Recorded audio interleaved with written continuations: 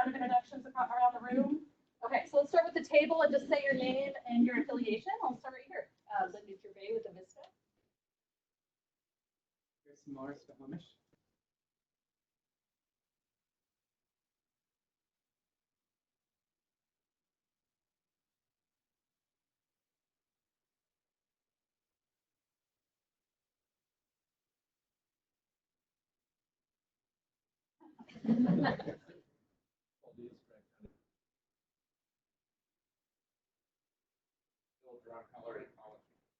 Also still. Great, and I'll go around the room this way. That's Dr. Electric. Right there. What was the case leader?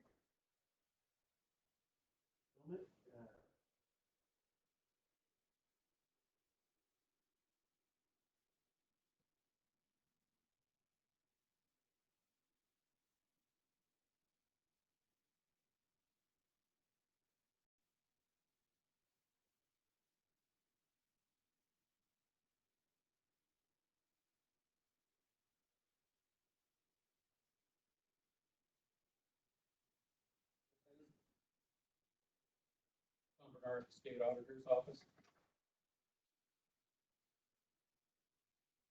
Henderson Benton. Great, excellent.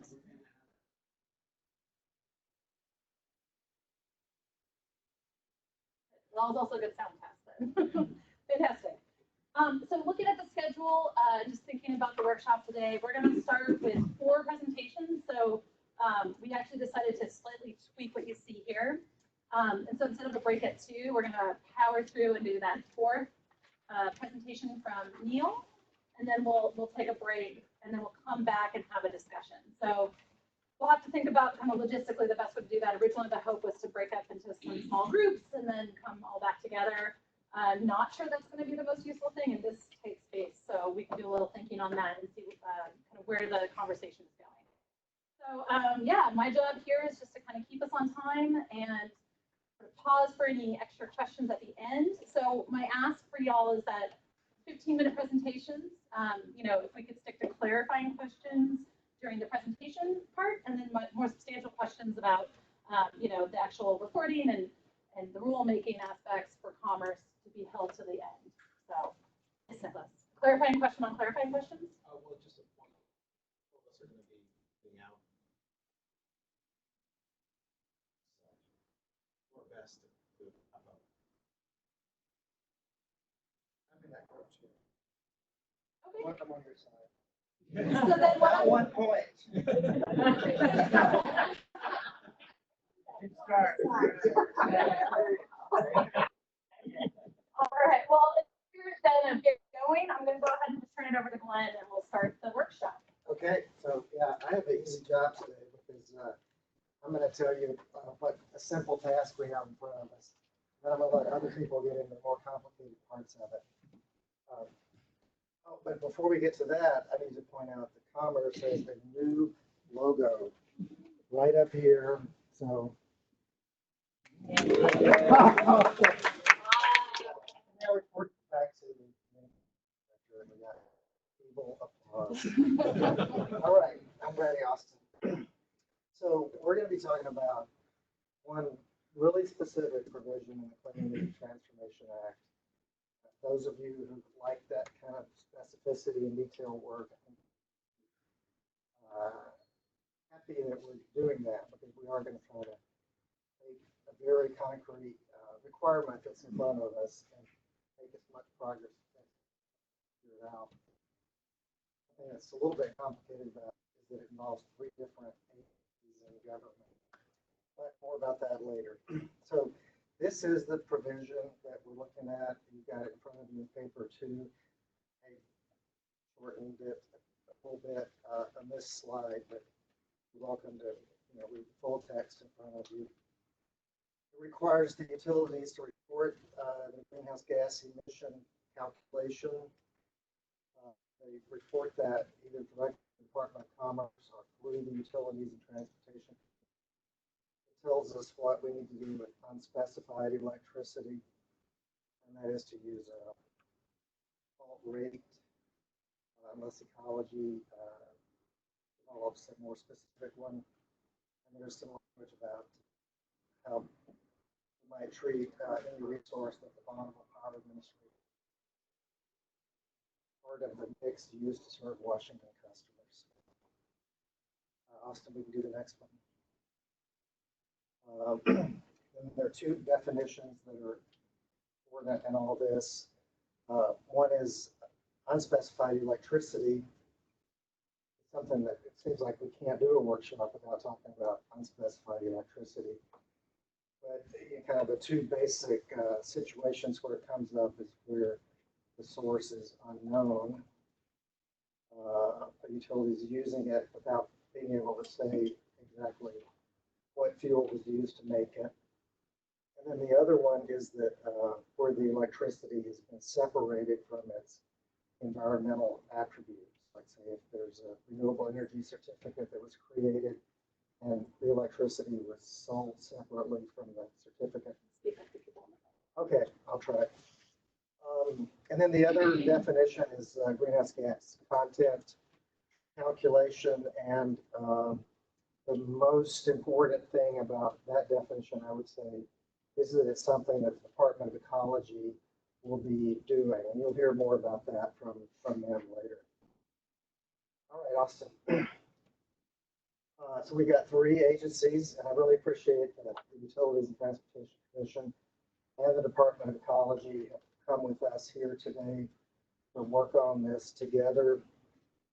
Our role at the Department of Commerce, first of all, is that all of this is going to be based on and work seamlessly with the fuel mix disclosure that we've been doing already for many years now. And then the reporting part involves commerce for the consumer-owned utilities. We'll end up getting the reports for the IOUs as well, but first instance, they report to the Utilities and Transportation Commission. And then finally, the Department of Ecology is the one that will show us how to do the calculations for different power plants, or depending on where the information might be coming from, things like that.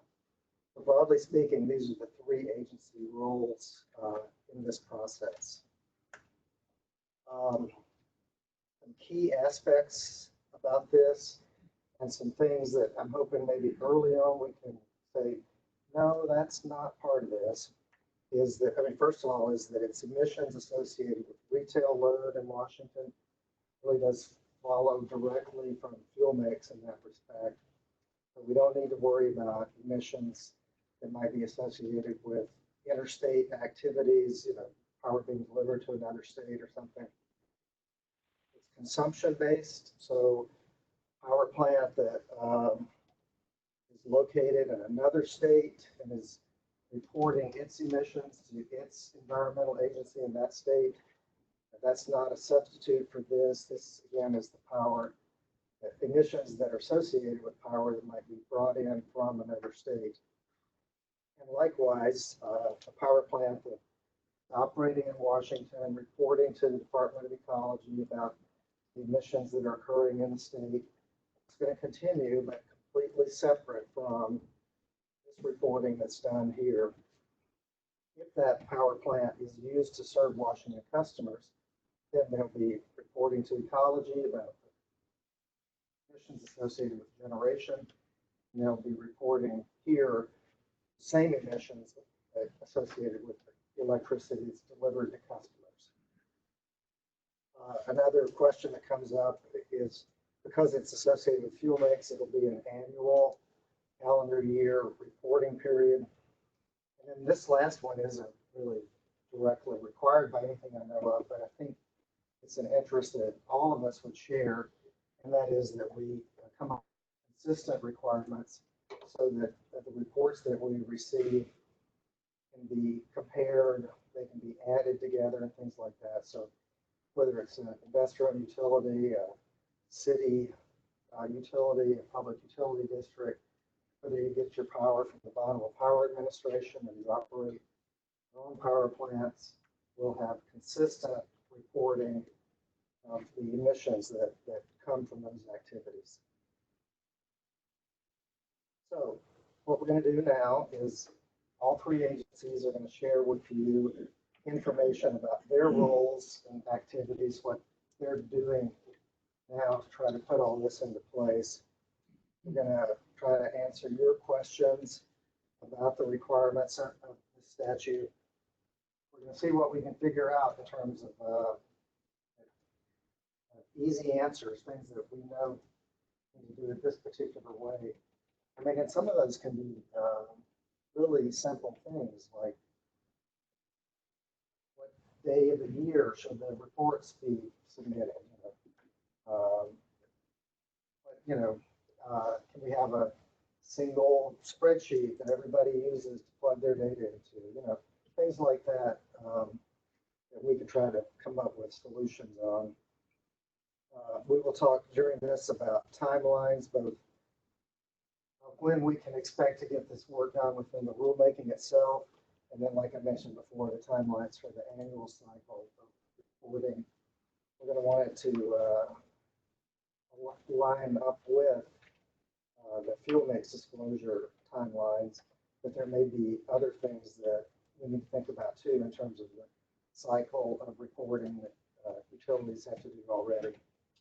And then we'll see what we need to do in terms of further work. So that is my overview. How much of my 15 minutes did I use? Well, going based on schedule 0, because we started a little early, so good work Cool. on demonstrating All right. in that zero presentation. So maybe a minute or two for if there's any clarifying questions. We have a little bit of time before we hop into the covering today. All right, well, good. And I think Greg Notstein is up next to talk about the fuel mix part of this. And as we're getting set up with Greg, and Greg, maybe you want to stand up where you are, or you want to come up over here? Yeah. That would be good. And then also you're right under a mic. So just if you can kind of speak up for the folks at home. Yep. And then as we go along as well, if there's substantive questions you want to bring to a discussion later, feel free to put them on a Post-it. I can collect those during the break and as we move into the second part of it. Great. I'm just going to give a quick overview of the program.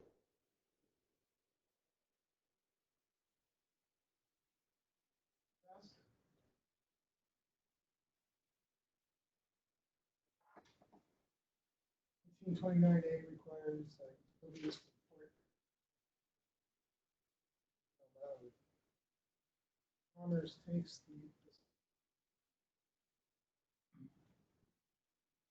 finds it with several other data sources and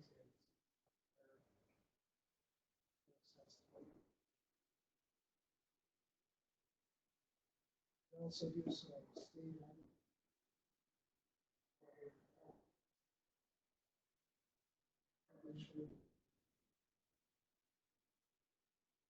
also do this for the state.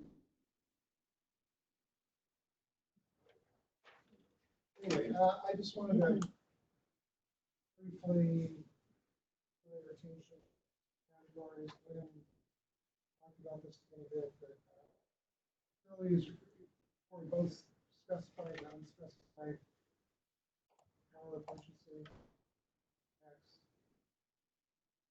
So the specified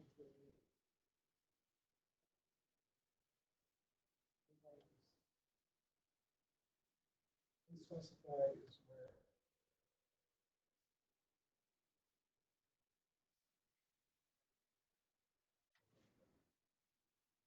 okay.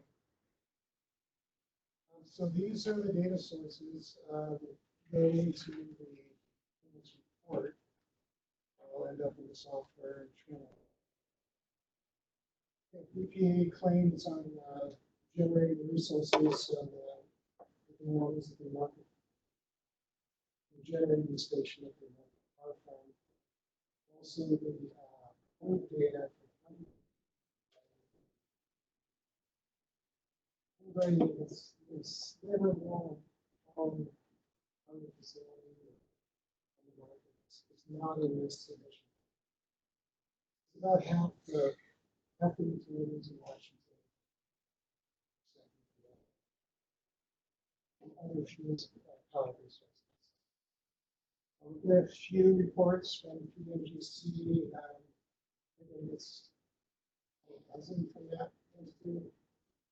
And we rely on a few energy information administration forms, the 860 for plant data, 123 for generation.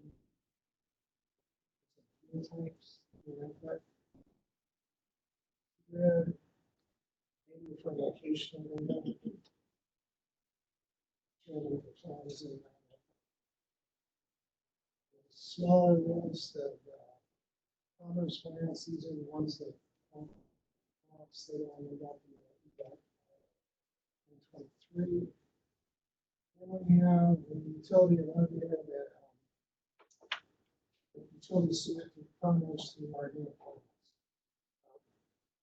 The two utilities use our data portal. That's kind of the most important source of data. So now I'm going to give you a little sense of when this information becomes available. It's early June. Anything that is in the mid-June. And data portal could be opened at any time. Still waiting for that. June reports.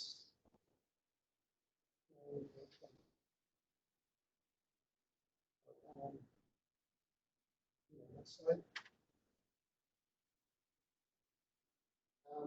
There was an update,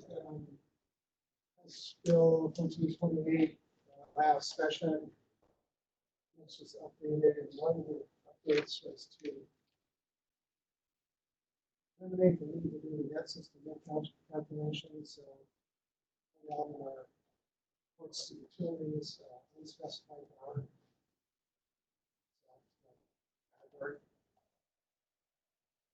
That allows us to start kind of running through that. Basically, I think we have the information to do this.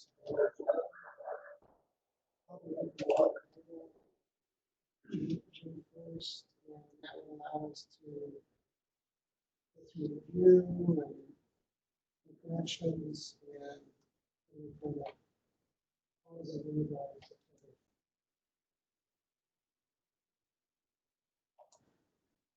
used to be later than that. Usually held up by the Nexus and make calculation.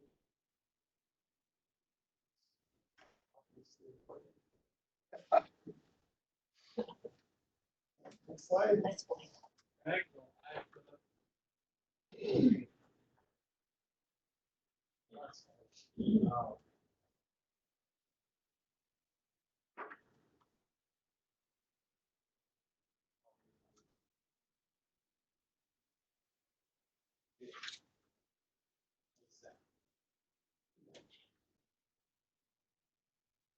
Okay, so this is going back to the 2019 updates, the use of unspecified power and staying in that system mix.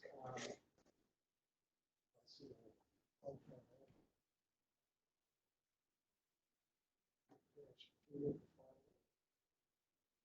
And then the update also introduced renewable energy certificates, the statute, and There we go. that's great. I can see it fine. So anyway, that's defined in the statute now, and renewable energy has the rent unbundled. It becomes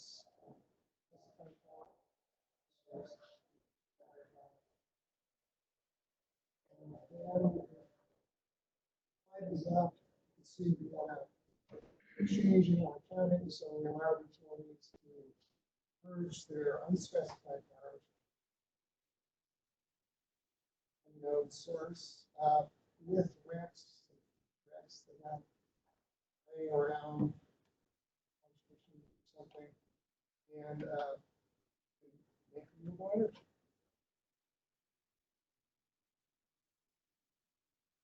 That was an addition. What would you? Think on the attributes of that. We came from wind rec when you called in. Yeah, not only that, you would tell us what. Right, but that's, then you would, close your report, it would come across as.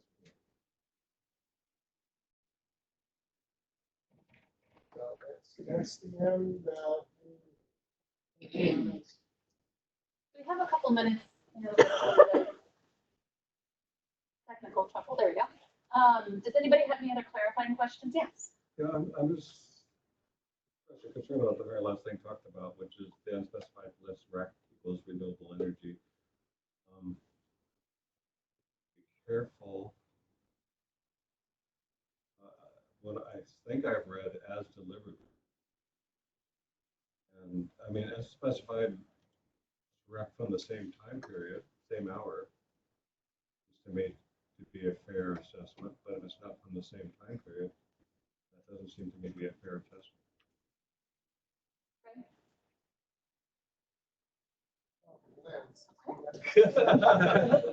I mean, because you have to make the division for 2030 about whether you're in the 80% or whether you're in the 20%. 20% can be made by doing alternate compliance and putting RECs in that 20%, right? Yeah, So you'd have to make sure that you're actually in that 8%. In terms of as delivered, if the REC comes from a different time period than the unspecified, is that really as delivered? and that's a question that we will wrestle with as we look at how we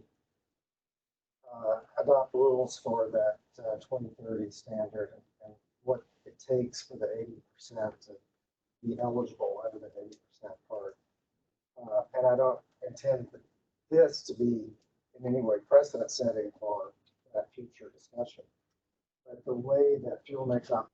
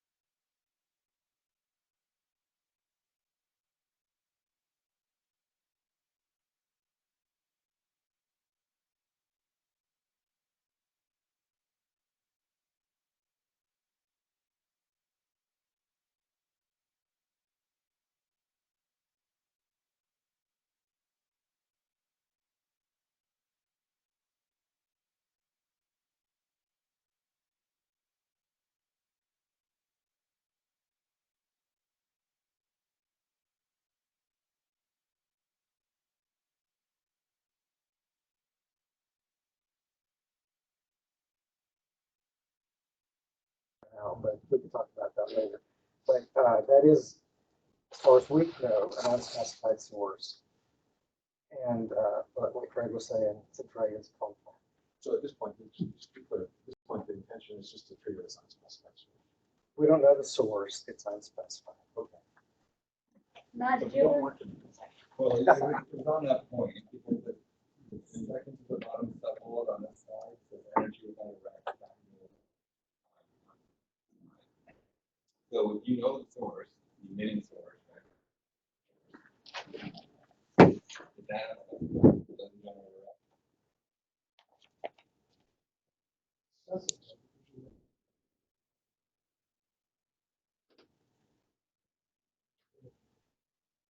I was literally, I was just putting the literal sentence there.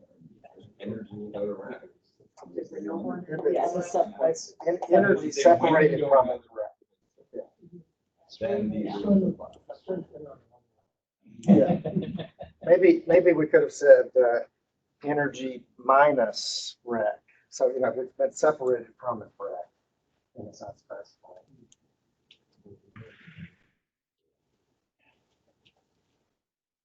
Any other clarifying questions for Greg about what's presented? Okay. Great. Andrew, you want to go ahead and pop up? You can either, you know, the mics are over here, so you can just stand where you are and we can advance the slides for you and speak up. I can, I suppose we appreciate it closer to the street. Oh, okay, so mics up here? Yes. Okay, well then if you could come on, yeah, that'd be great. I'll slide behind you. Andrew.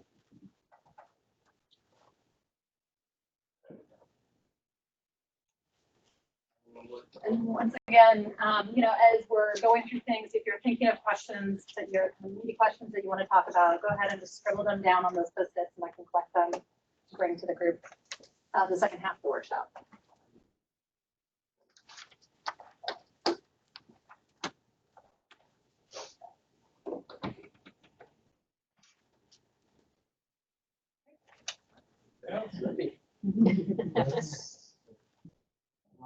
That's the wrong one.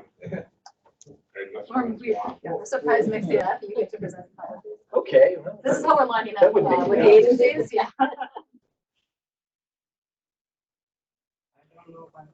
I sent it late yesterday afternoon. I hope you have. It's there. Okay.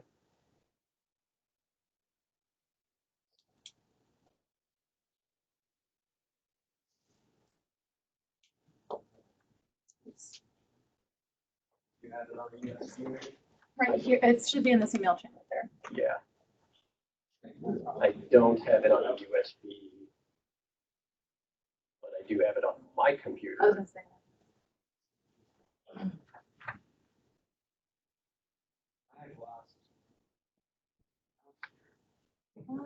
Of course.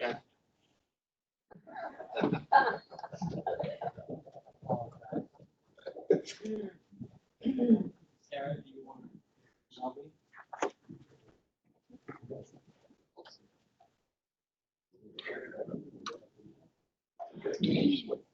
that's all right.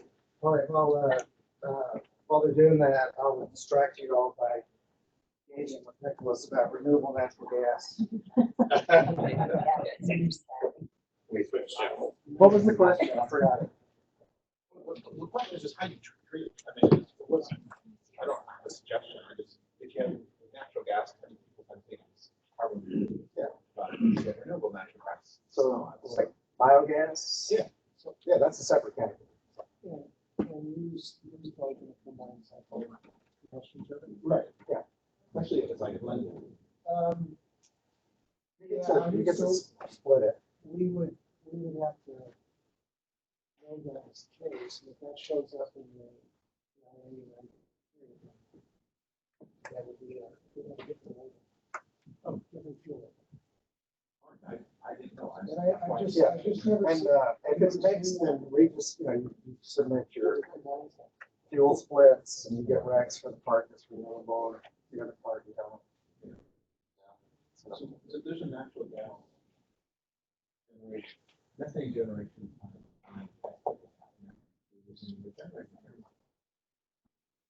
Yeah, they get recs for that.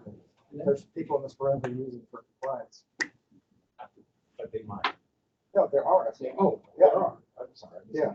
Just people. James, do you have a question? Yeah, well, you're stating things that are obvious to you, and it's come up in the conversation has come up in a different forum, and it wasn't obvious to us.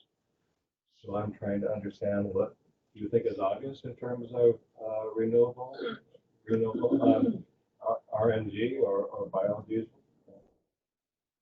I read it and I see that the renewable RNG or the biodiesel has to be applied directly to the generating plant to become a percentage of the fuel that is actually used by that plant to generate a perceived reduction in emissions. You can't just inject it somewhere into your pipeline and then pretend that was applied directly to the plant. Is that your understanding? Or you have an understanding? That sounds right to me. We've never had anybody make a claim for using biodiesel to generate electricity. Okay. So it hasn't come up in practice. I feel like I've heard the claim show up in a different forum. Yeah, it could be. And it is on the list of renewable fuel sources, but we don't seem to get any of that. I hear that it's so much easier and lucrative to use it in the transportation sector that nobody wants to use it to generate electricity. That doesn't help, does it? Yeah. So, anyway, my best guess would be that you actually have to use it, put it into the generator account. Okay. All right. Stall longer. Andrew, we can try to worry about that and knock it on fire. Yeah, that might not work. Yeah, we could go. Could you email it again? I'm not getting a connection in here, unfortunately. Anybody got a USB? Try it, check for it. Oh, actually, I do. There you go.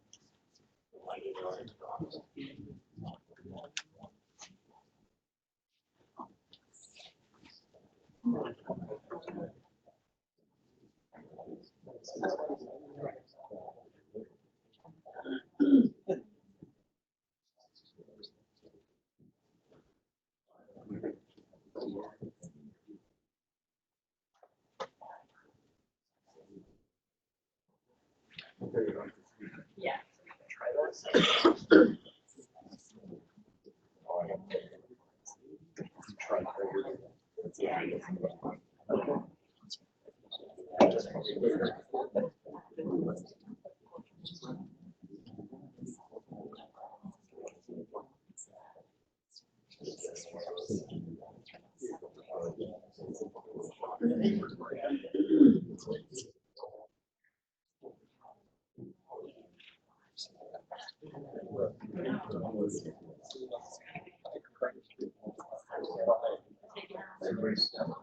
No, we're just trying to get this.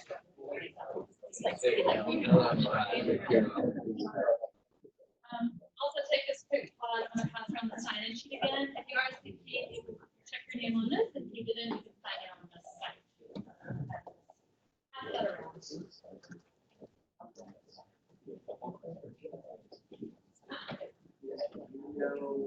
Glenn. I'm not sure which drive.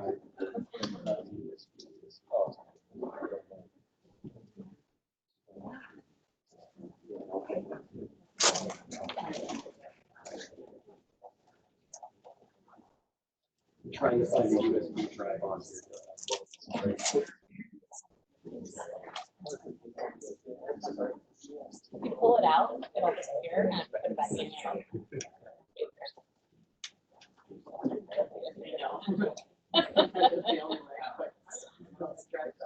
Yeah.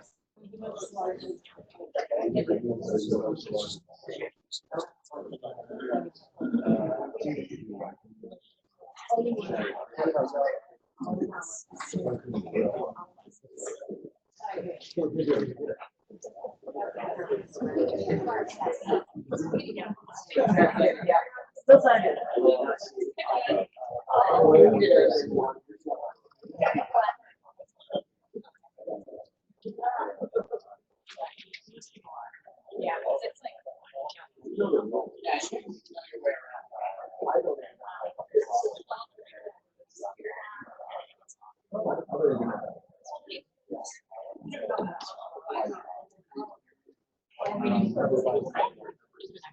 yeah. Yeah. So, what do you want to talk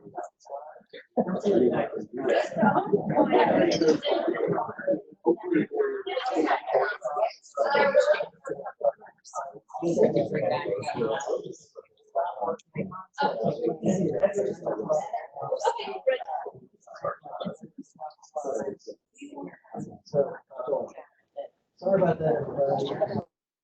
Yeah. Good news is we still are 5 minutes ahead of schedule. Awesome. Yep. All right, y'all, we'll get back to. Okay. Yeah, okay. So, all right, so yes, I'm gonna try and go ahead and do this without slides. I'm also trying to speak up, but I feel like anytime I speak up, I end up yelling. So hopefully I'm not yelling in Sarah's ear. No, we're all good. Anyway, hello, Andrew Rector. I'm with the Washington Utilities and Transportation Commission. I wanted to just give a few brief comments about a rulemaking that we have already opened. It is docket UE 190652, which is where, among other things, we are actually talking about greenhouse gas emissions and the reporting that we do. As everybody knows, the Energy Independence Act was passed in November of 2006. In our rulemaking, we put that into the WAC 480-109. It did not originally include any emissions reporting as part of the EIA, but in 2015, we did another rulemaking where, again, one of the things that we did was we decided to add what's called the energy and emission intensity reports, and those are in WAC 480-109-300. What they require is they require all of the investor-owned utilities to, by June 1st of each year, provide data to the UTC and a brief report about energy and emissions intensity. There's five different metrics that we ask utilities to report on. Average megawatt hours per residential customer, average megawatt hours per commercial customer, megawatt hours per capita, and then million short tons of carbon dioxide emissions, and a comparison of those million short tons of carbon dioxide emissions each year to what had been emitted in 1990. So that's kind of the comparative part of it. So jumping in now to the rulemaking that we've got going on, again, the UE 190652. The goal of this particular rulemaking is to do a number of things, mostly centered around 5116. So it's undertaken to incorporate amendments that are found in the Clean Energy Transformation Act, as well as a few that were passed through a 2017 bill, ESB 5128, and then also make some changes to clarify and streamline the rules. We put out a CR 101 in this rulemaking that had draft rule language.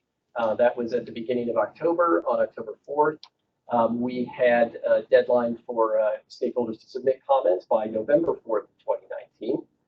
And so I was going to give a quick overview of what kind of changes we're proposing, at least in terms of greenhouse gas emissions reporting. So our goal here is to align the EEI reports, Energy and Emission Intensity Reports, EEI, a little more with CETA Section 7. And so the amendments that we have proposed so far have generally come directly from CETA. A couple of examples include our current language reports in short tons, and we're proposing to change that to metric tons. Here it is. Oh, look, that's it. Yay. Yay. Hooray. Yay. I'm on slide 4. Yay, there we go. Okay, so you can see the amendments that were coming directly from CETA that we proposed.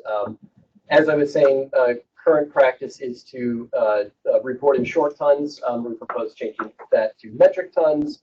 We also currently report just carbon dioxide and changing that to a reference to CO2e, carbon dioxide equivalent. And then adopting the 0.437 metric tons of carbon dioxide per megawatt hour for unknown generation sources, unless ecology has said differently, basically.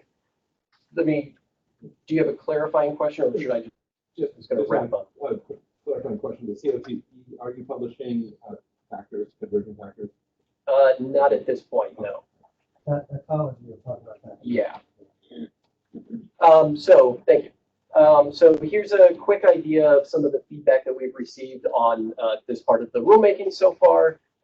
Initially, we're seeing good support around the changes to definitions of carbon dioxide equivalency and greenhouse gases that are coming directly from the bill, as well as to measuring metric tons and carbon dioxide equivalent. So we asked a question in our CR 101 around whether we should be tracking non-carbon dioxide emissions from unspecified generation sources. Got a number of different suggestions surrounding that. Some of them included specifying global warming potentials and lifespan values for things like methane. Other stakeholders suggested setting a rate more in conjunction with ecology and commerce. And then last, we also asked a question of whether utilities should be asked to report on emissions that are occurring during the gathering, transmission, and distribution processes for fuels. And again, got a variety of responses around that, some of which answered in the affirmative and some didn't, and some suggested considering that in other rulemakings, other forums. Next slide, please. So here's just a quick idea of where we're at now. We've taken all of this feedback that we got at the beginning of November and have been having some conversations with stakeholders and getting clarification and things like that. Are still just kind of figuring out our steps forward and where we're going next. So I think my goals here today were basically just to listen to everybody's thoughts, gather any new information or suggestions, answer process questions, and consider any additional feedback as appropriate. So that's it. I did not think to put a last slide that had my contact information on it, but I do have cards if anybody has need for chatting later. I do have a couple minutes for clarifying questions. Since we're doing CO2e, are there any advantages for industrial customers who may have gases that are considered to be more damaging, that they may have an opportunity to convert directly into CO2? I would say no. It doesn't sound like something that we're kind of considering as this part of the rulemaking. So.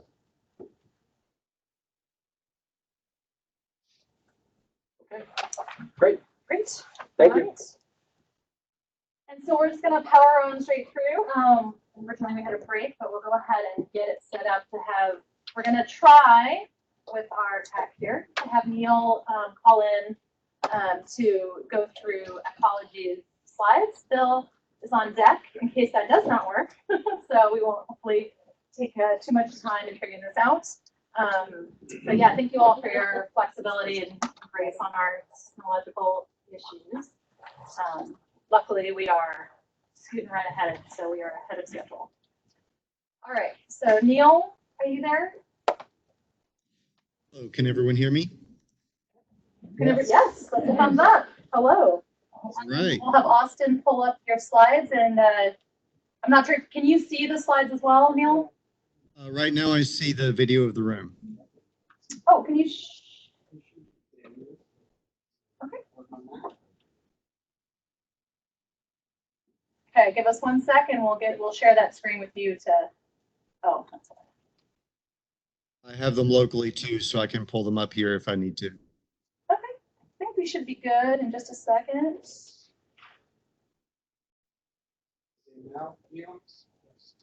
Okay, look. Good. Great. All right, we can go ahead and get you started.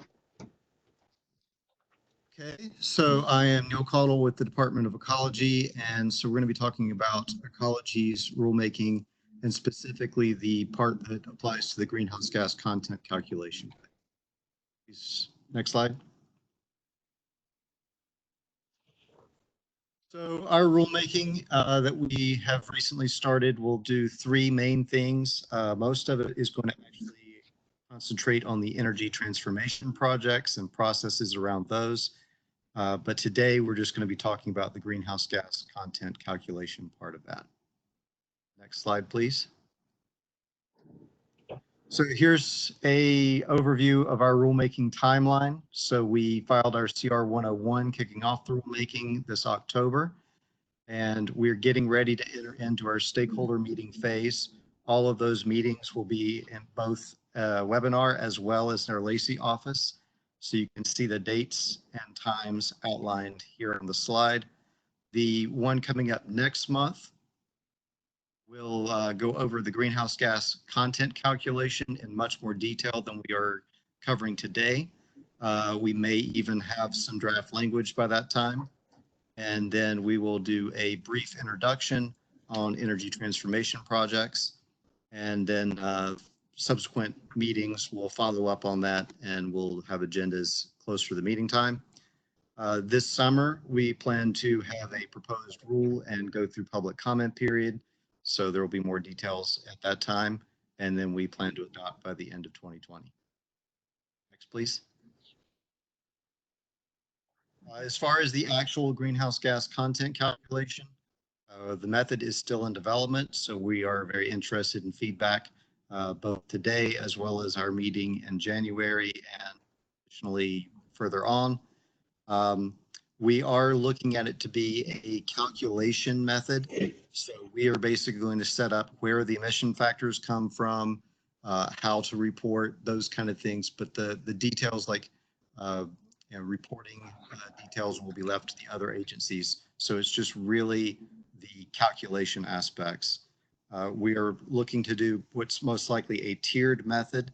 So if data is available from EPA's greenhouse gas reporting program for a particular power plant, and we would probably do this power plant by power plant basis and then sum those up for the utility, and we would get emissions from there, combine that with the electricity information from the EIA reports, and then prorate that for each utility's share of that power plant.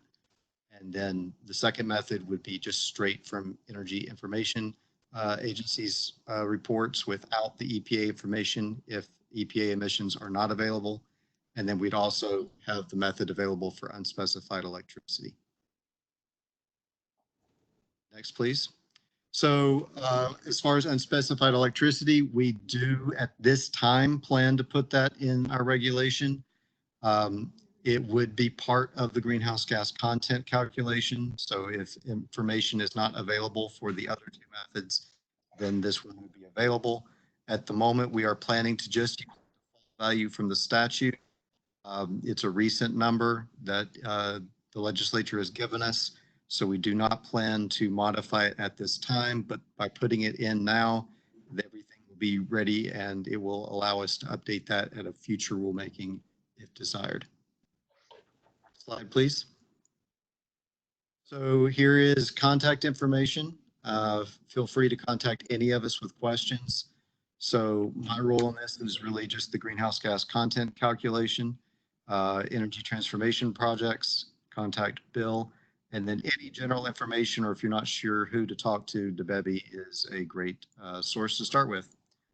That's really all I had, so opening it up for questions. Great. Thanks, Neil. So we do have a couple minutes if there's any clarifying questions, and then we're going to move into a short break and then come back for a longer discussion. So just, yeah, Ken. Would you go back to the slides with the schedule?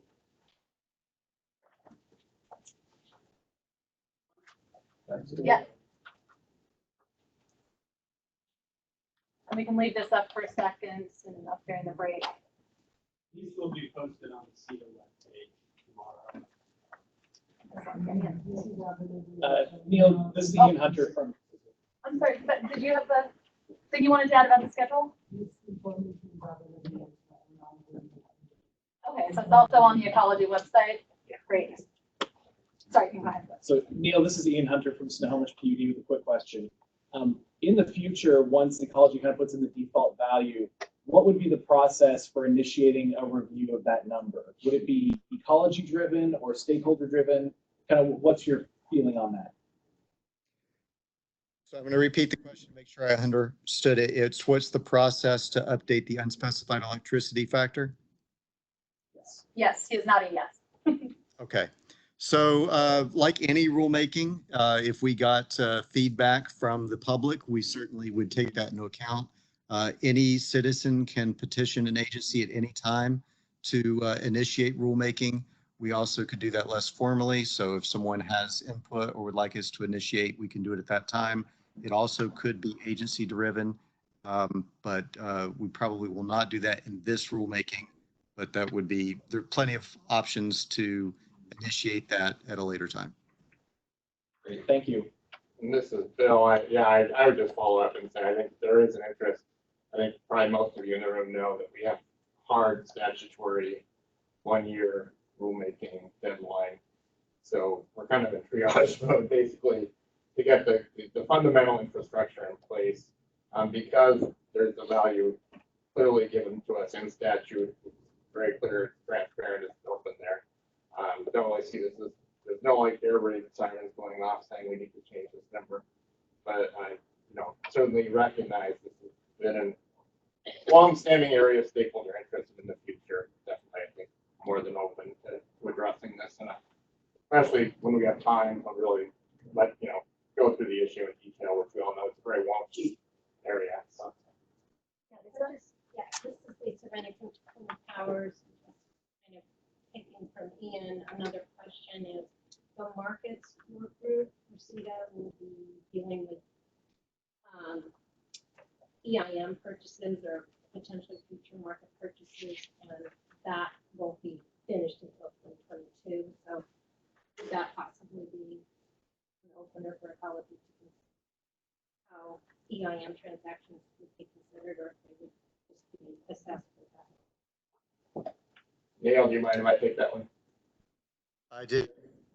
Please go ahead. Yeah, that's one of many venues, and obviously other aspects of CETA rulemaking will have input in that. So I'm actually on that department network, so I will be hearing live and in person all of that debate. Yeah, definitely. Yeah, Nicholas. The way I read the act, it talks about having what I would say a single number, but there may be opportunities such as markets would say that when you're dealing with short-term market purchases, we have a general understanding that the carbon content is something, and when it's general longer-term purchases, it's something else. Can you envision a situation where you would have perhaps a second number or even a third, depending on the type of unspecified? So just to repeat the question for the folks on the phone, the question is there a situation that would come up where you might have more than one value, and what would those possible situations be? What do you think about that? Okay, we just noted we certainly envision a future rulemaking to address all these really good questions, and that's actually a really good example of why such a rulemaking can take quite a while and become quite involved, and that's one of the reasons why we're not while we're under the gun on this 1-year deadline. This is an issue we see. Maybe one or more, anything else for clarifying questions right now before we hop into a break? Okay, everyone, I see people are ready to take a break, so let's break and come back at 2:15 if that works. It is 2 o'clock now, so that puts us 15 minutes ahead, so hopefully we can get them out 15 or minutes more early for everyone that needs to hit the road. And anybody needs more post-it notes to write their questions like this. Yeah. Oh, yeah. Right. I was having the new computer. Right, yeah. So it's like, I just having to install it.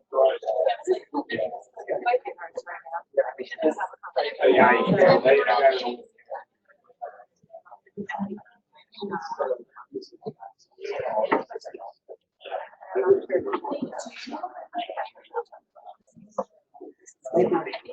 No, no.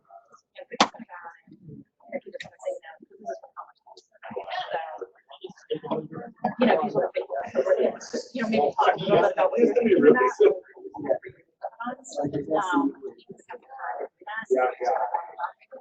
Just say, you know, maybe frequent time. Letting them.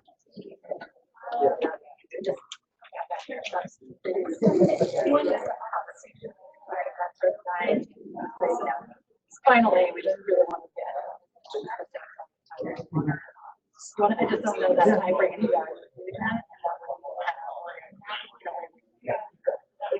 Okay.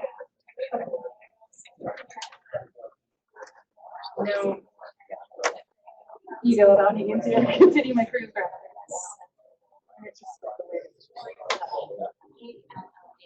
And I think everyone. And that's what we can do.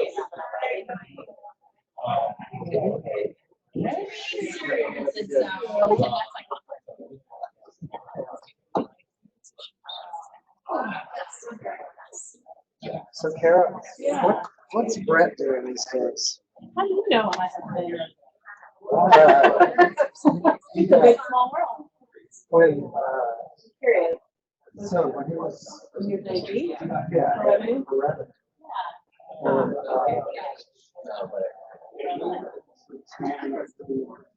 Yeah. Yes. Yes, it was run on your troll combat run. Yeah, I think that might have been one of the pieces. I don't know if it's sort of still, but I don't know how that went. I do remember that now. That might have been the pack switching thing. Yeah. Really,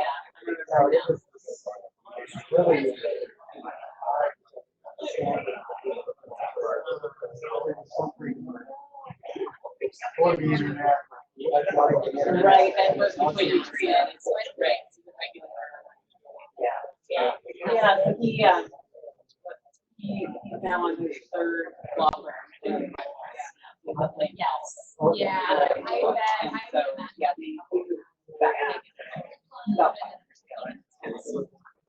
Transitioning out of our government life. Yeah, let's see what area.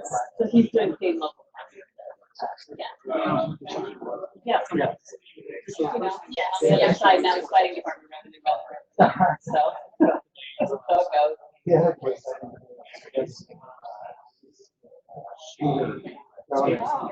Oh yeah.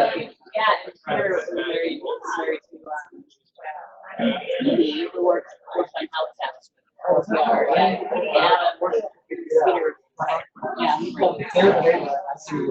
Yeah.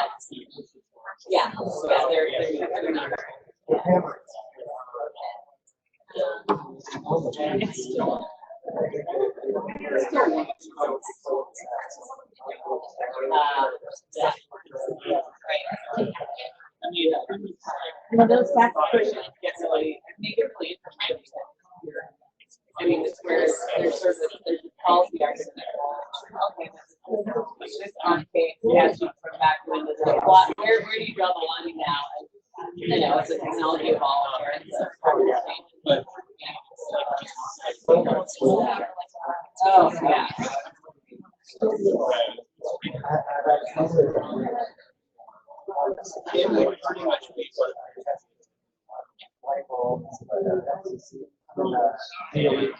Oh, I looked into that a little bit right after. Okay, when I used to work on the efficiency bills for Oh, yeah. I mean, several years ago, but I was like, when I saw that, I was like, mean, and then I went back into the rabbit hole of, you know, trying to figure out what was the area that expressed the color or the area with not very clear from my estimation.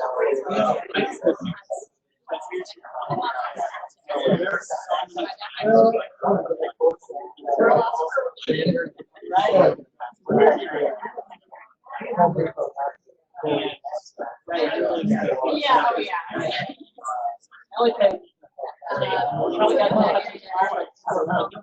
Yeah, we're in that phase of like, well, we do the events test. We're like, yeah, we're there because we're on control. Yeah, more of those.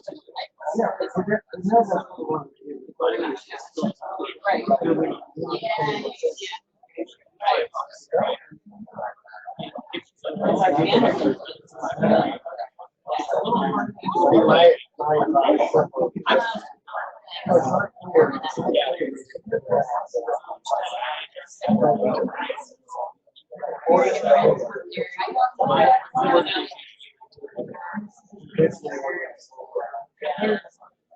Anyway. I will. Probably gonna get to chat about that. Don't get a crush headache. Oh, no. But I mean, I feel like I've done this with it. Not only 4 years ago. I feel like sometimes I have this.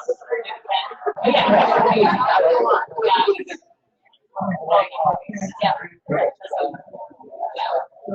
For me, sometimes like the work gets me out. I'm like, yeah, that's like, yeah, kids work, sure. Not Old Town. Old Town is like. Old Town is the place where a 1,000 square foot lot is.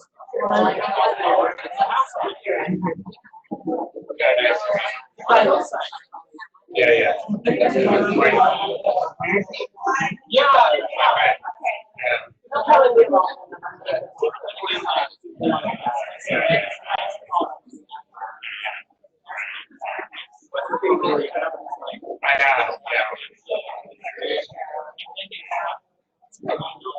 Get a while. Clean power plant. Yeah, I mean, right.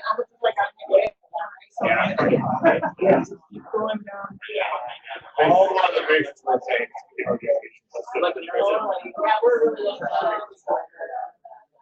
I used to live like a soul place.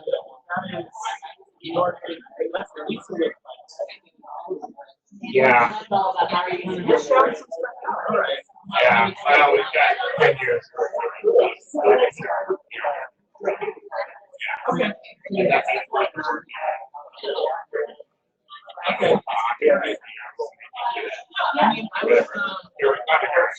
Stakeholder meeting.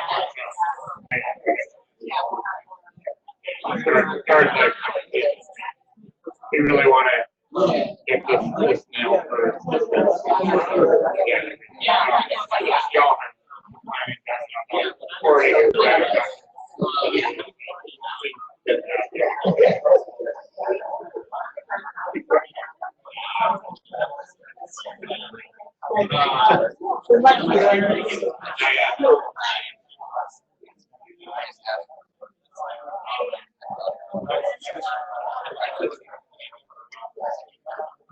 It really was.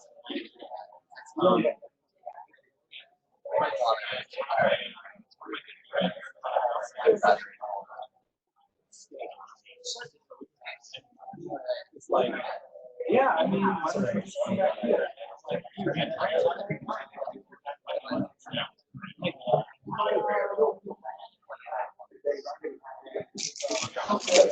right.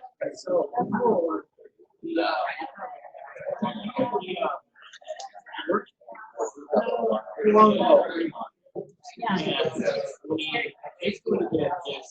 you know what?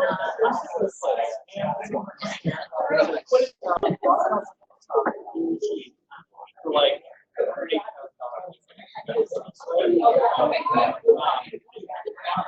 now they're going Yeah, I know. That's correct.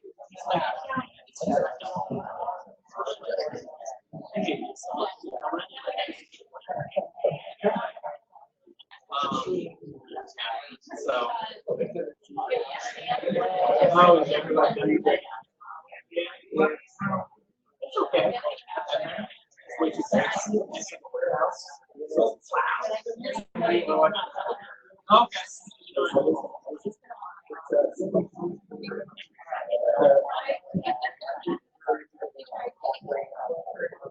Starting to get covered. They have a temporary.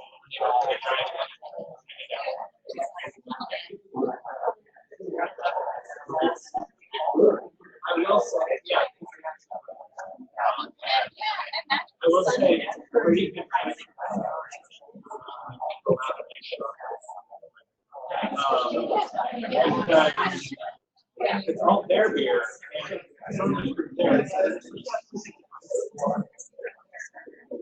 So it's a popular rock. Pretty much.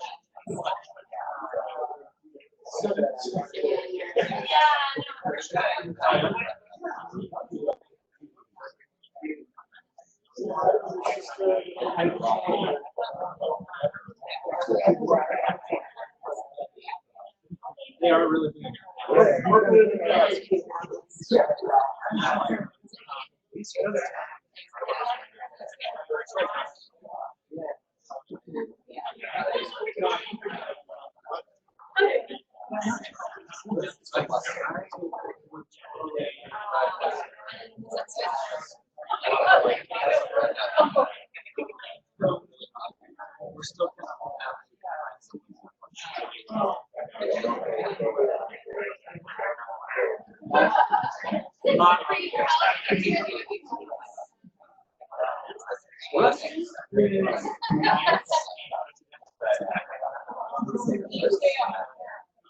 It would not work at all. The other thing I'm leaving out is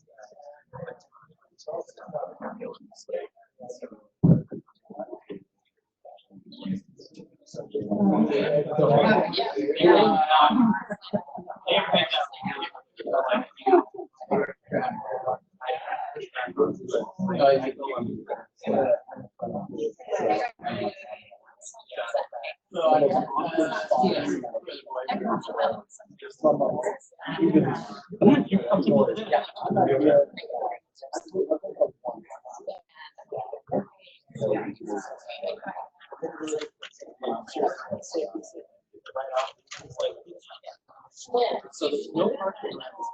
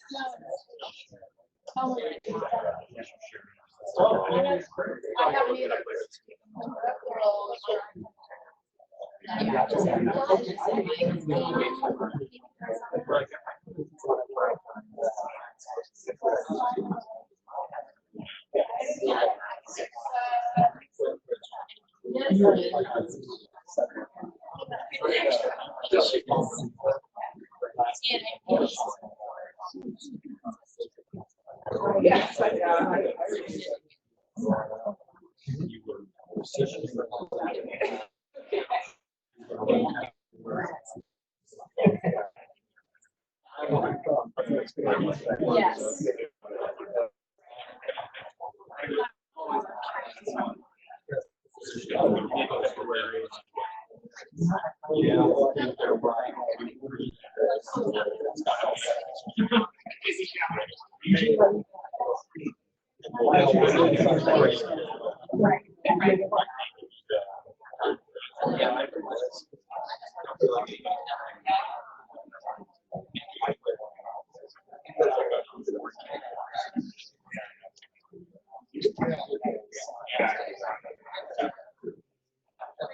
Right.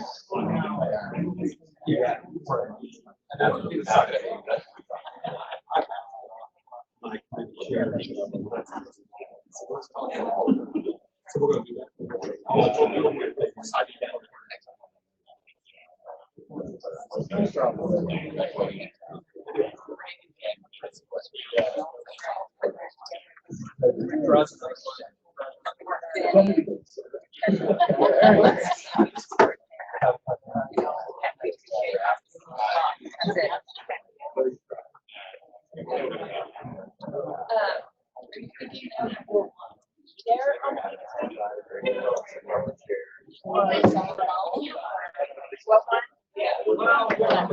You know, we can be covered like a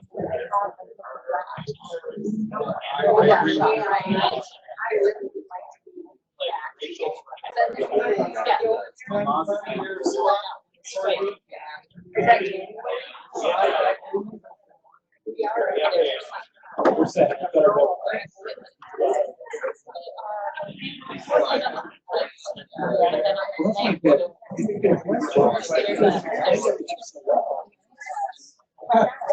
I've got answers for it. So. I'll let him write it.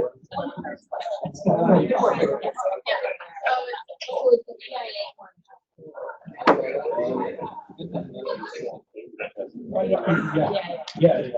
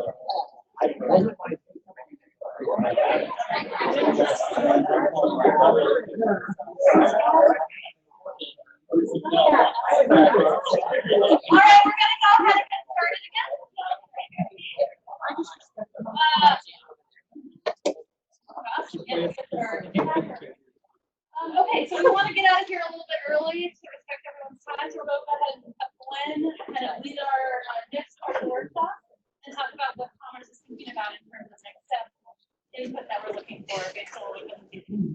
So Glenn, take it away.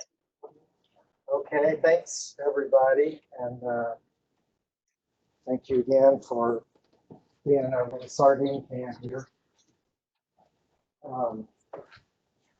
This next section is fairly open-ended, and so we need to respect each other's ability to be heard.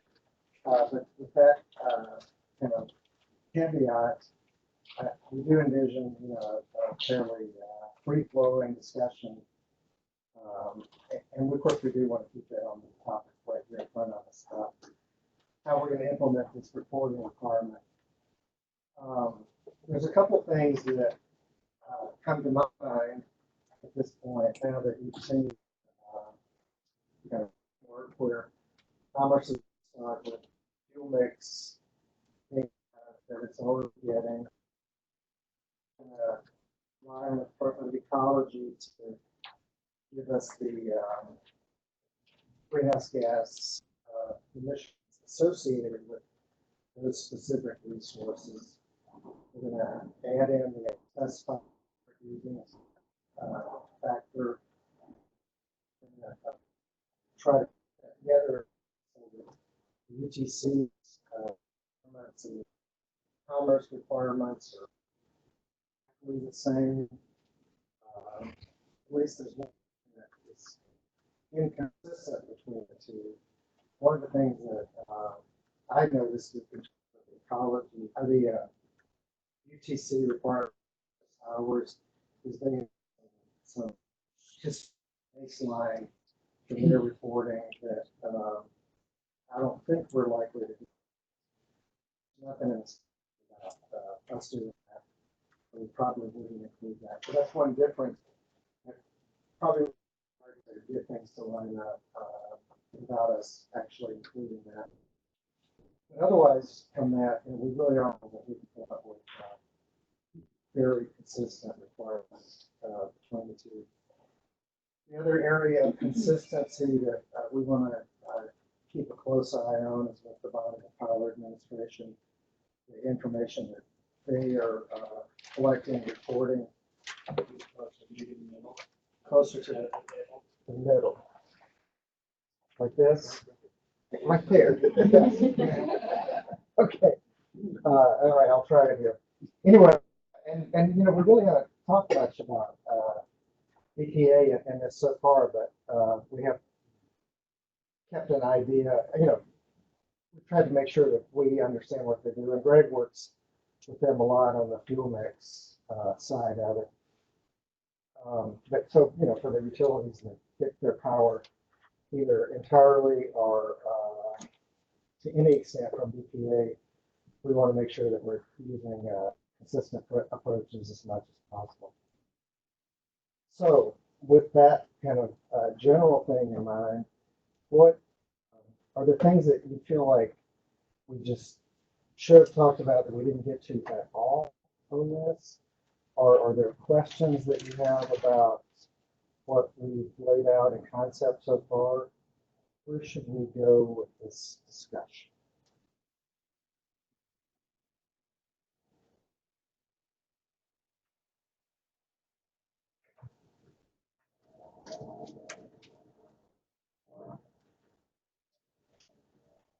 Tatiana, you look like you got a question. No?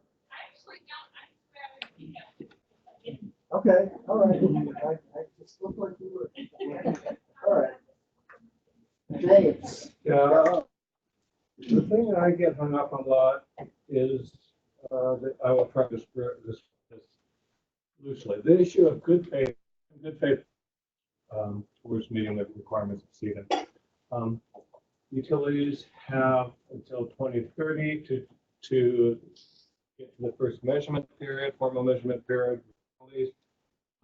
They're supposed to be using these 10 years to make good faith progress. How do we know whether a utility is making good faith progress or not? And at what point in time we pull the panic switch? If a utility hasn't made the progress in 4 years, we panic. If it hasn't made progress in 6 years, we panic. Okay. Yeah. There's also the broader issue of what I would call backsliding, which is two utilities get together and make an agreement that causes one board to make positive, but the backslide and their emissions become worse because of the force trading between the two utilities. What do we do about that, or do we worry about it? Mm-hmm. And those are very important questions, and I know it can sometimes be frustrating to compartmentalize, but I do feel like that for today, we're going to try to talk about that transparency and being able to see how things are going. So this reporting, if we can get it set up and in place, then that it won't be by any means the sole way that we measure utility progress.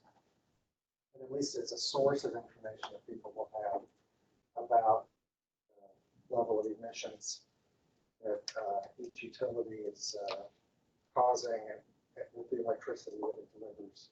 So those questions I think we're going to be talking about in other workshops or other days. Are there other things that people feel like we need to talk about? Nicholas? I don't know if we need to talk about it, and I broached it a little bit earlier, but I'm still a little uncertain about how we're going to deal with what I would call distinct definitions for coal and natural gas and some other resources that are part of CETA that may not fit perfectly with the definition of coal and natural gas for fuel mix disclosure. And I don't have a suggestion at this point. I just kind of want us to make sure that we think about how they're going to sync up, or if they're not going to sync up, just be really clear that how that's going to work. Is that there's going to be fuel mix disclosure says you have coal after 2026, but this doesn't count towards your failure to meet the CETA mandates because that coal is part of certain exemptions that are available. Similarly, how we're going to deal with EPA, for utilities, so really don't have any control of EPA, and it's going to end up if they assert that it was a dry year, so got to use a little bit of coal to meet everyone's needs in 2028, for example. What's going to happen in that situation for utilities? And I don't have the answer. I'm just curious. Yeah, I mean, are there aspects of that affect the reporting? I mean, there'd be a transaction where you can't figure out whether that should be reported as coal or as something else, or that what you're thinking about? Well, yeah, I mean, let's just say for the sake of argument, that, like I said earlier, that a utility enters into a series of 1-month contracts with a supplier, and it finds out down the road that, oh, half of it or all of it was coal. Mhm. We didn't know when we made the contract out operating good faith. Turns out it does have coal in it. I'm assuming in fuel rights disclosure, the report has coal, but how does that jive with the fact that it would be compliant under CDAP? And, yeah, and maybe we just accept the fact that there's different information out there. Yeah, right. I mean, there definitely could be instances where you're allowed to use a certain resource. You know, it doesn't, there's an exception or whatever. So in terms of compliance, you get to use that resource. This reporting would probably be that you still need to report. You're not exempt from reporting that you use coal, even if there's a provision of law that allows you to use coal. That's how I would think that would come out. So, yeah, I'll try and make it. If they keep their questions short. Melissa. Have you thought about how you might handle questions about performance disclosure, which is an annual report, versus CETA, which is a 4-year? How the alternative compliance and the energy transformation project are not going to factor in. So you could have a utility that's reporting or showing some emissions, but yet they are GHG neutral. So have you thought about how you're going to handle questions around that? And they're they're distinct reports, 2 different reports. Mhm. So just wondering how that. So, and you can handle it in terms of communication with the interested public, stuff like that.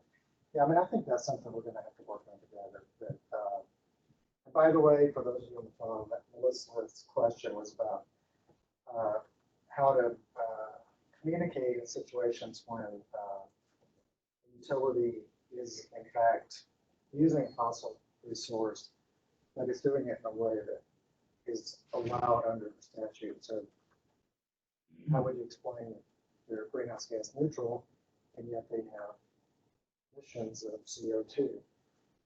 And you know, I think we do need to work on that together and figure out. Because I mean, there will be circumstances I think like that where you have to do something that kind of seems inconsistent with a simple understanding of law, and it's not a simple law. I'm good at explaining all that. Bill. Yeah, I'll just follow up and amplify what you just said. I mean, it's going to be, I mean, yeah, there's basically going to emissions reporting, resource reporting, potentially compliance, reporting or accounting or however you want to phrase that. But I think to your earliest point, I mean, it's, the role that greenhouse gas emissions reporting serves now is informational. It's their data points.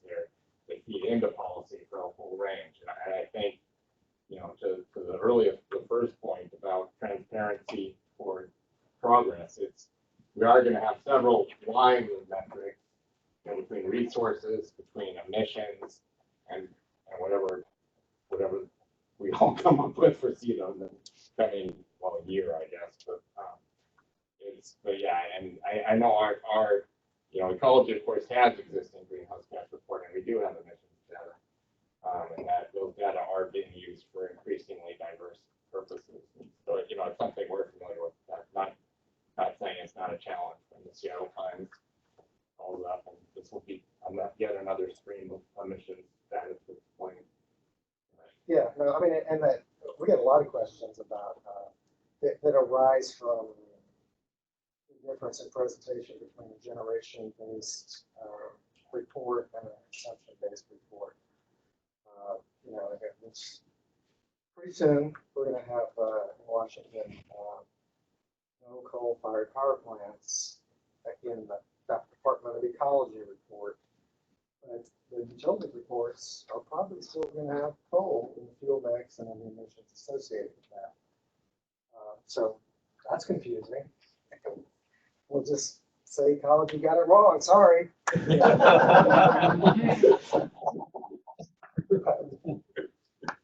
All right, James. Yeah, in terms of transparency, worst case scenario, we have all these numbers coming in, environmental tax like me, try to make sense of the number, maybe stay on a statewide basis, and let's say the numbers don't add up. Where do we go from there in terms of transparency? If something's gone wrong, somebody's reporting is not correct or something, what do we do? I think you go in the first instance to the reporter. So if you're seeing a report that doesn't to you, since I think it's to go to that entity. So if it's a commerce report, then Greg Knopf's team is the one to go to. If it's Puget Sound Energy reporting their emissions, then that's who you go to. And we all have to work with those kind of things. Greg, sometimes makes it look too easy, or you end up with this report that looks like it's a pretty simple result, pie chart and all that. But there's a lot of inconsistencies that he has to sort through to get to that result. And there's some power plants that get counted in unexpected ways sometimes, some years. So, or sometimes people are off by 3 decimal places in their reports. That's your favorite. Yeah. It's always 3 decimal places. Those kilowatt hours. So anyway, so one thing in particular that we wanted to get your feedback on is the cycle of reporting. Because right now, for fuel mix, it's been sort of a soft target. There's no specific provision or rule or law that says exactly when you need to get that in. And in the past, it really just wasn't practical to. There was no real need to collect the data from utilities before we could get the Federal Energy Information Administration data, which came in September. As Greg was saying, we no longer have to wait for September because we don't need that particular report to do our work. So we got a question in front of us now about when's a good time to schedule in both the fuel mix report and with it the emissions report. I noted that the UTC has been working from a June deadline. Andrew's at a June 1st deadline. So that's one we could talk about. Would be, is that a good deadline for fuel mix / emissions reporting to happen each year? Is there any interest in an earlier deadline? Is that too early? Any thoughts on that? I have a Linda thought. has a thought. I do have a thought. Linda Gervais with Avista. So for several years with the fuel mix disclosure, because prior to the new rule where we only report once on an annual basis, we were reporting twice. From a customer perspective, when we report that out, we're so delayed and we have to source the time. So for example, when we sent it out in 2019, it was actually our fuel mix from 2017. I mean, it's just, that's how the issue has been. But for being compliant, so with the EIA rule right now, we have to report within 90 days of the commission acknowledging our report to customers that we met the RPS, et cetera. So it might be nice from a utility standpoint and a customer view that they align. So when the customer is getting this information, they're saying, yes, Avista hit its RPS targets, and oh, by the way, here's their fuel mix, and here's how many kilowatt hours of terms they saved within the context of conservation. So if there could be some alignment, that would be great. Right now, they're all over. And you have like a specific date that would work for that, or do you want to think about that some more and come back with an idea? Or?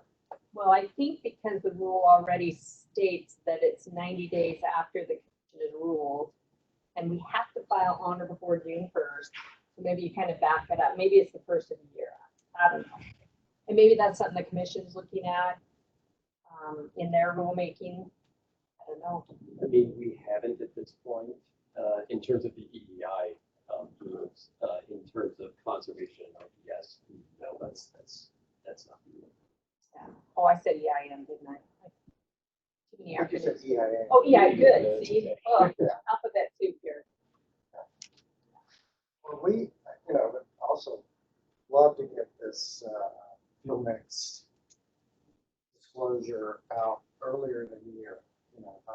That was for us an important reason to go to the legislature and change that law and allow us to just report unspecified as unspecified instead of waiting until the year was almost over before you get all the data to do those calculations. Yeah, and so we, I would love it if we could have, a March 1st report for all this stuff. But I know it takes time to close the books on a year and all that. So we're really looking for feedback on, how much could we accelerate? And so it's not like neutral feedback, like how far can we push you into the beginning of the year before you start to howl? And so, yeah. Alyssa Casey with the Bonneville Power Administration. So we report on June 1st for California, Oregon, and Washington for you guys as well. It's extremely unlikely that we could accelerate that date, having a consistent date there for reporting. You guys could be later than that date, but we couldn't accommodate. We don't even get the recs out until April, so at the very least we could do it. All right, so those of you on the phone who didn't hear that, it's EPA saying that June 1st is really the earliest, that's the current date, and that it would be impractical to do it sooner than that. So now seeing 2 instances of June 1st, making me think we're approaching consensus here. So, yeah, Bill. Neil just pointed out the magic of electronics, that the EPA data are not until October. So how that would line up. October for the prior calendar year. I believe that. They have a preliminary report. Yeah. Preliminary. Yeah, Preliminary. it's like 98% of what we need. All right, so we'll work on that some too with our fellow agency, see what we can come up with. But we'll continue to pursue June 1st, see if we can figure something out. Any other things that people feel like we want to make sure we get? Yeah. Kent. Yeah, Kent with the electric co-op. So in some of my discussions with the electric co-ops, of course, they're very interested in how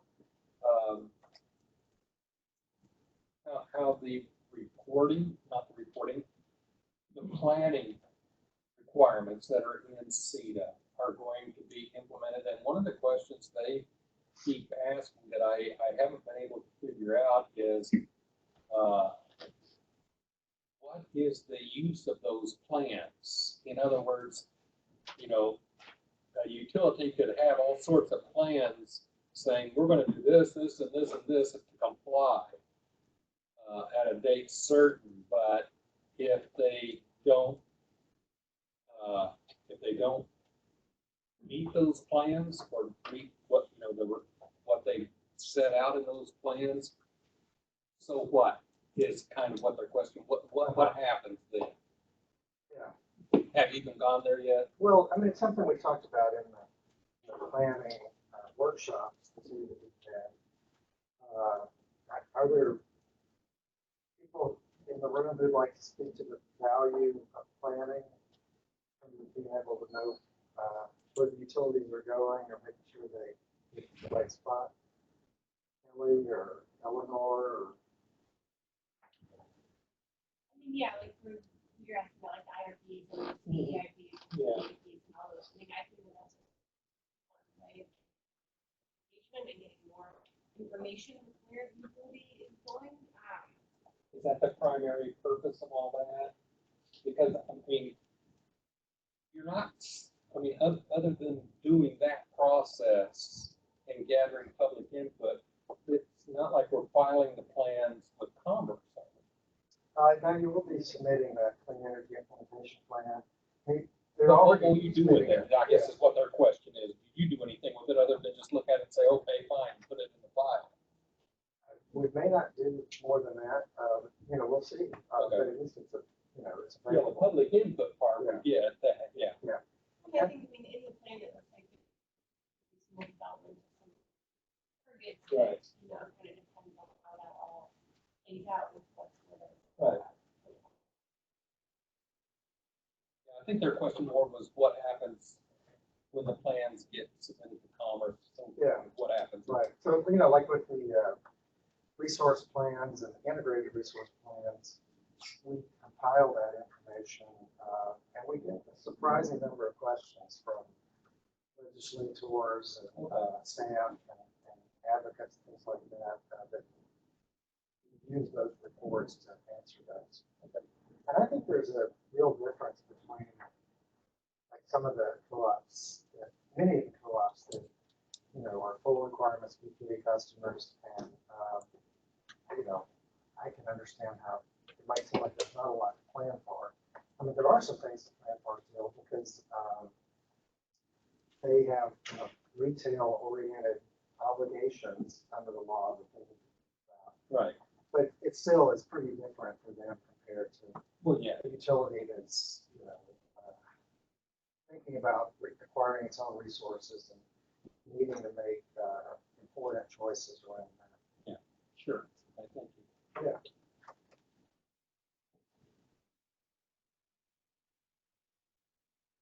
What else we got?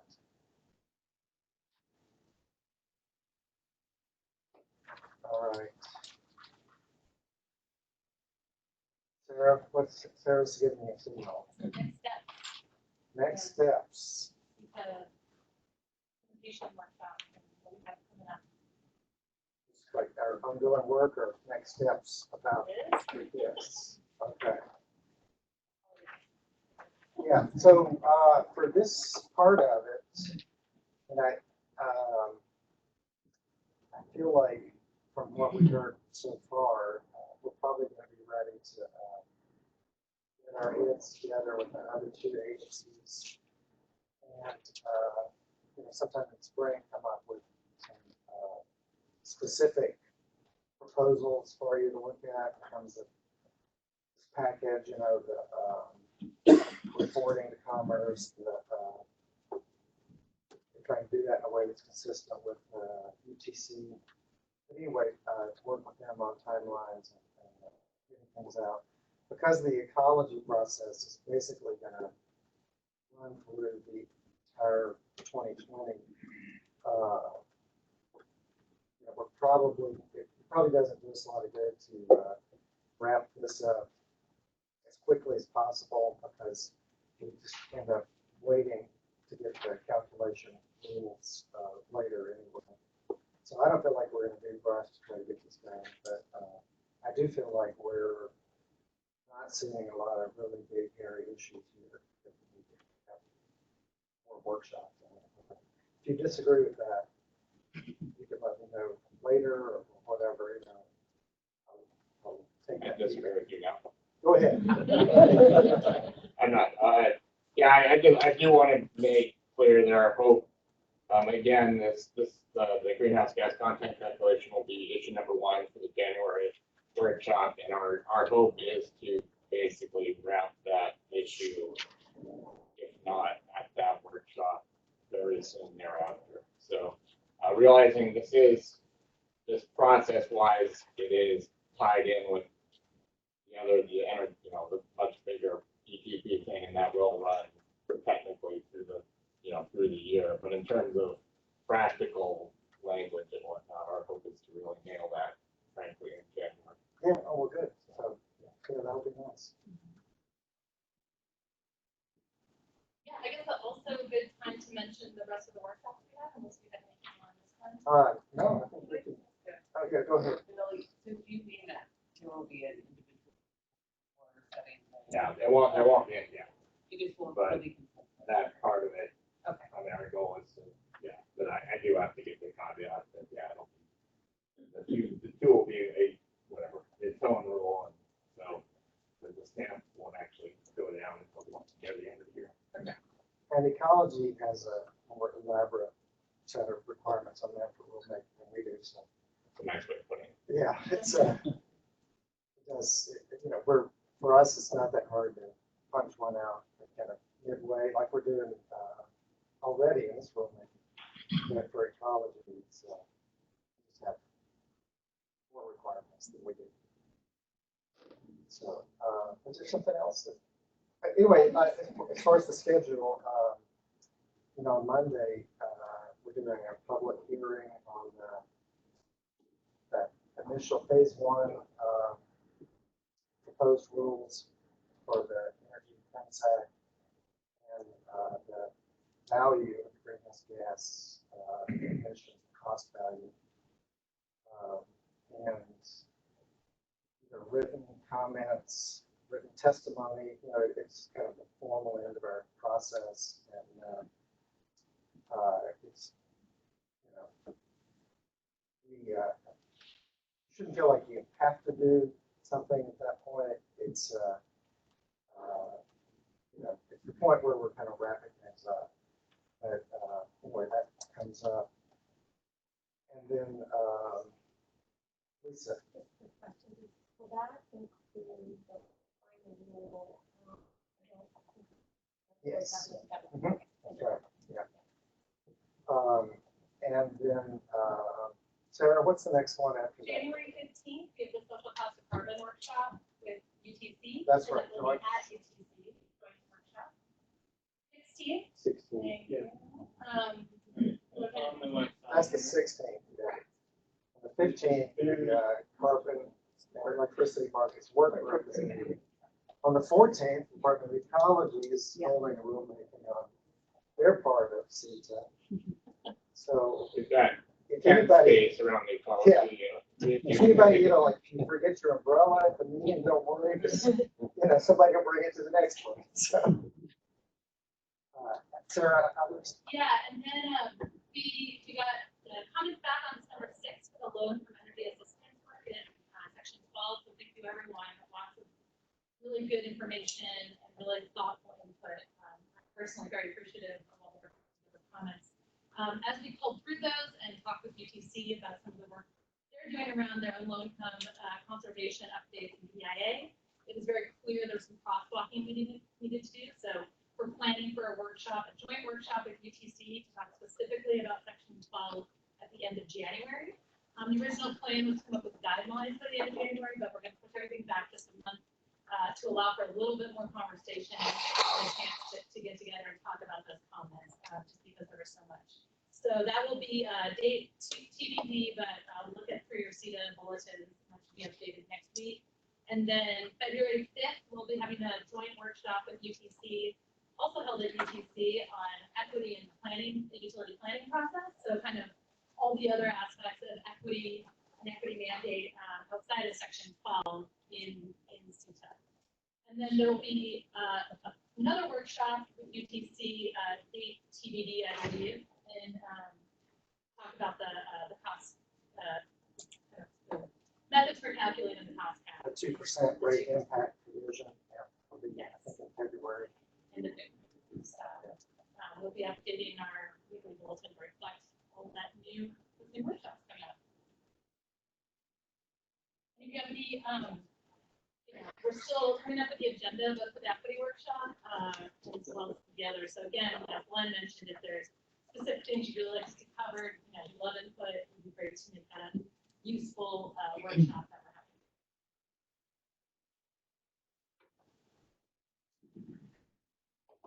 All right, I think we're done. thank you again for coming and helping us work through all this. We're gonna need to file out in a certain order.